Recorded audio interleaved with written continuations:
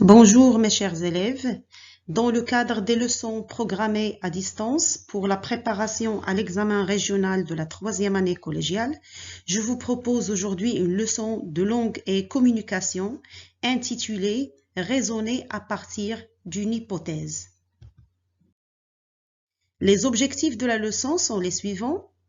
Raisonner à partir d'une hypothèse pour expliquer un fait, on va voir comment, et s'approprier les moyens linguistiques pour émettre des hypothèses dans différentes situations de communication. Observons bien maintenant l'image que nous avons avec l'énoncé.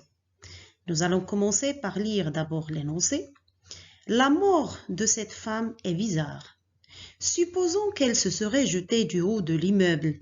Qu'est-ce qui explique la présence de ces traces de pas encore fraîches sur la terrasse du bâtiment? Donc, ce serait un meurtre et non pas un suicide. Bien, alors il s'agit là bien d'un énoncé. Quand on dit énoncé, ça veut dire une parole. Une parole qui a été dite dans le cadre d'une situation de communication bien définie.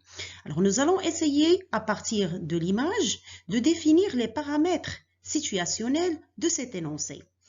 Alors on va répondre aux questions.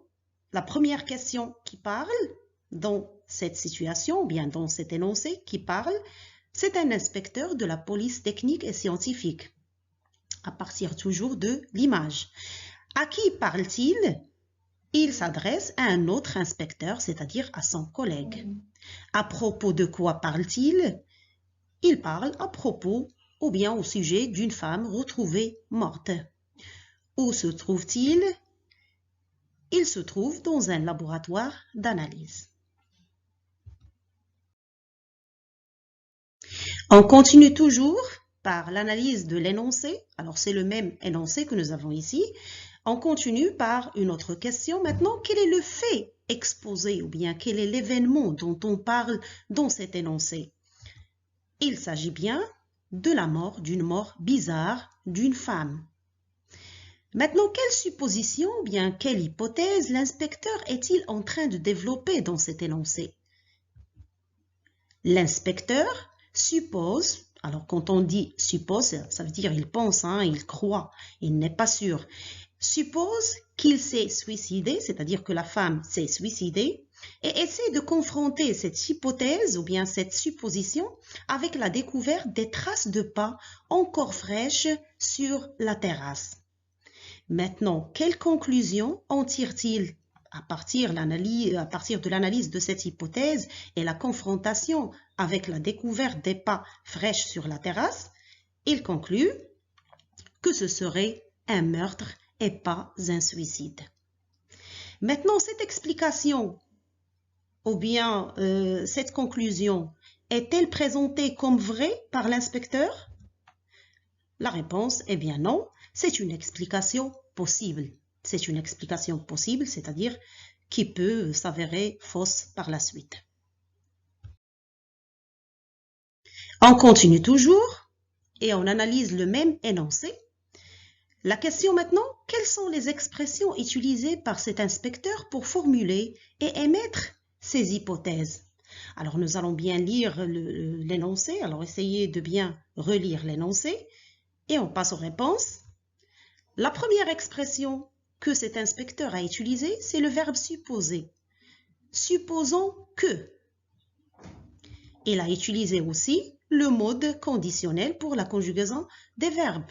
Nous avons les deux verbes, ce serait jeter et serait. Ce serait un meurtre et non pas un suicide. Maintenant, pour formuler la conclusion, quelle expression a-t-il utilisé? Il a utilisé l'expression « donc ». Comment a-t-il ordonné maintenant son raisonnement? Alors regardez bien, ici l'inspecteur est en train de raisonner. Il est en train de raisonner, c'est-à-dire il est en train d'analyser la situation d'une manière réfléchie. Alors comment a-t-il organisé son raisonnement? Il y a des étapes, ce que nous allons essayer de relever maintenant. Alors premièrement, il a exposé le fait. Il a exposé l'événement, il a présenté l'événement. Il s'agit bien de la mort bizarre de la femme. Ensuite, comme deuxième étape, il a émis une hypothèse et l'a développée à travers la découverte des traces de pas sur la terrasse. Alors, il a émis l'hypothèse concernant le suicide de la femme et bien sûr, il a commencé son analyse en la confrontant avec la découverte des traces de pas sur la terrasse. La dernière étape, il en a tiré une conclusion. À partir de cette analyse, ou bien de ce développement des hypothèses, il a pu tirer une conclusion qu'il s'agit ici, pour lui, ce serait un meurtre et non pas un suicide. Alors, à partir de l'analyse de cette situation, de l'énoncé que nous avons vu de l'inspecteur, ce que nous devons retenir. Premièrement, nous allons commencer par définir ce que veut dire raisonner. Alors, raisonner, c'est user de sa raison pour réfléchir. C'est développer une argumentation réfléchie à la manière de l'énoncé de l'inspecteur qu'on vient de voir. Il a essayé de développer ses hypothèses, d'analyser les faits de manière réfléchie et bien ordonnée. Qu'est-ce que ça veut dire une hypothèse maintenant? C'est une explication des faits présentée comme possible. Présentée comme possible, ça veut dire celui qui l'émet n'en est pas sûr. Cette explication peut s'avérer par la suite vraie, fausse ou à vérifier. Maintenant, quand on raisonne par hypothèse, on adopte généralement le schéma suivant. C'est le schéma qu'on a pu relever aussi dans l'énoncé de l'inspecteur. Premièrement, on expose les faits. Dans la deuxième étape, on émet des hypothèses et on les développe. Et dans la dernière étape, on en tire une conclusion. Maintenant, pour formuler une hypothèse, qu'est-ce qu'on utilise comme moyen linguistique, comme expression? Alors, premièrement, on peut utiliser le mode conditionnel pour la conjugaison des verbes. Le mode conditionnel exprime l'hypothèse. Ensuite, on peut utiliser des expressions exprimant l'incertitude, comme « il se peut que » plus le mode subjonctif, « il est possible que » plus aussi le mode subjonctif, l'expression « peut-être ». D'accord? On peut aussi utiliser des verbes, comme dans l'énoncé qu'on a vu, le verbe supposer, le verbe penser, imaginer, admettre, présumer, etc. Maintenant, pour formuler la conclusion finale, qu'est-ce qu'on utilise? On utilise des expressions de conséquence comme donc, par conséquent, alors, cela montre que, cela révèle que.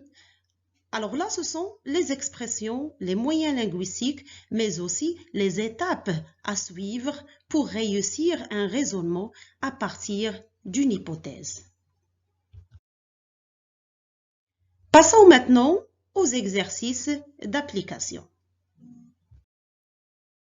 Alors, puisqu'il s'agit d'une leçon de communication, nous allons procéder par énoncé et situation de communication, c'est-à-dire travailler l'énoncé en relation avec sa situation de communication. Le premier exercice, on vous demande de trouver pour chacun de ces énoncés une situation adéquate. Alors, nous avons deux énoncés et nous allons chercher pour chacun la situation de communication adéquate.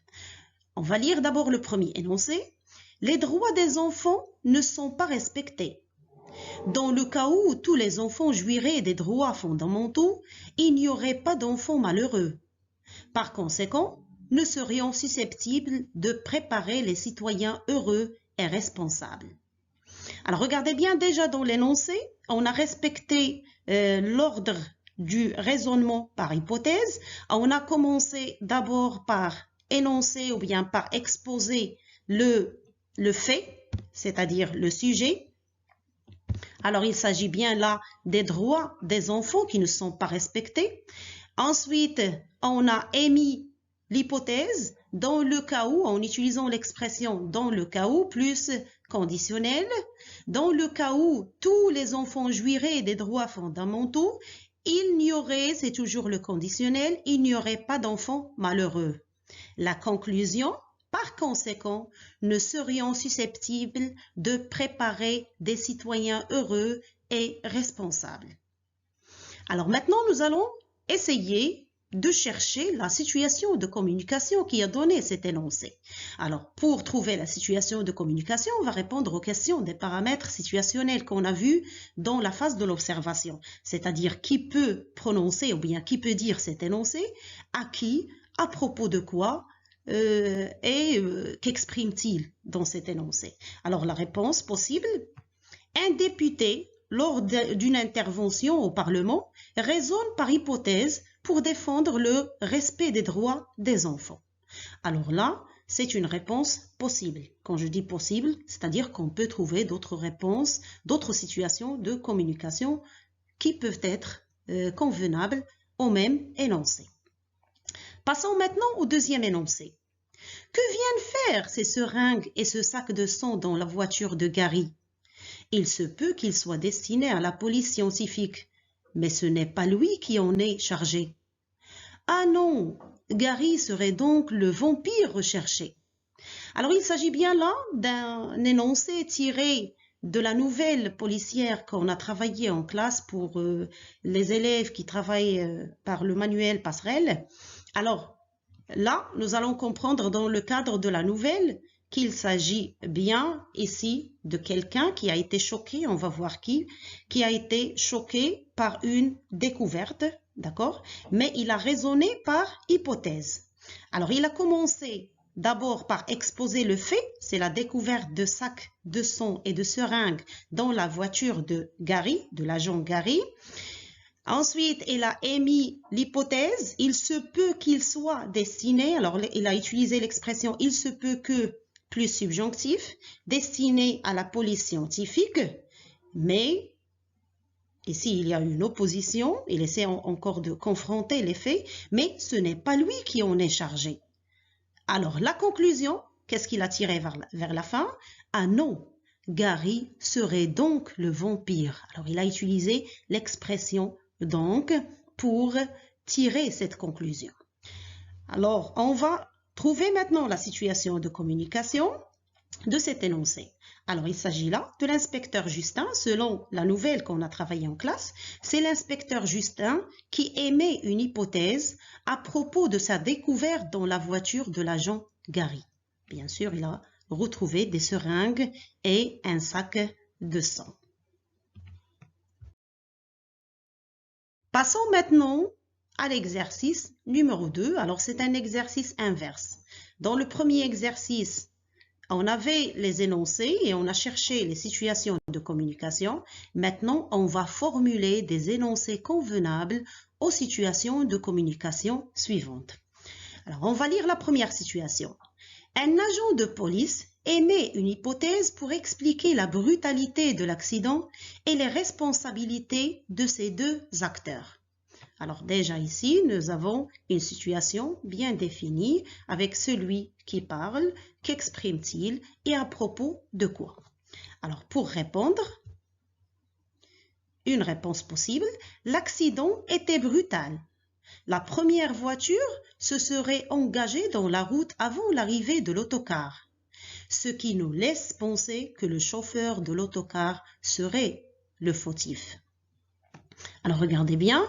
On a commencé par exposer le fait, c'est l'accident qui était brutal. Ensuite, le personnage ou bien l'agent de police a émis la première hypothèse que la voiture se serait engagée la première dans la route et il en a tiré une conclusion. Ce serait donc le chauffeur de l'autocar qui est le fautif. Deuxième situation de communication, un responsable au ministère des Eaux et des Forêts expose des hypothèses et en tire une conclusion quant à la cause de l'incendie dans une forêt. Alors là, il s'agit bien d'un responsable au ministère des Eaux et des Forêts, c'est celui qui parle.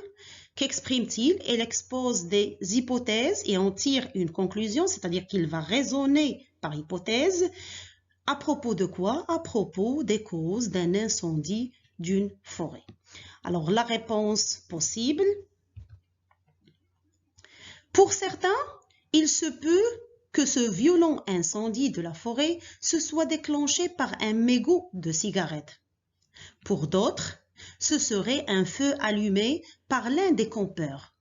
Cela révèle que cet incendie serait causé par l'imprudence de l'un des visiteurs de la forêt.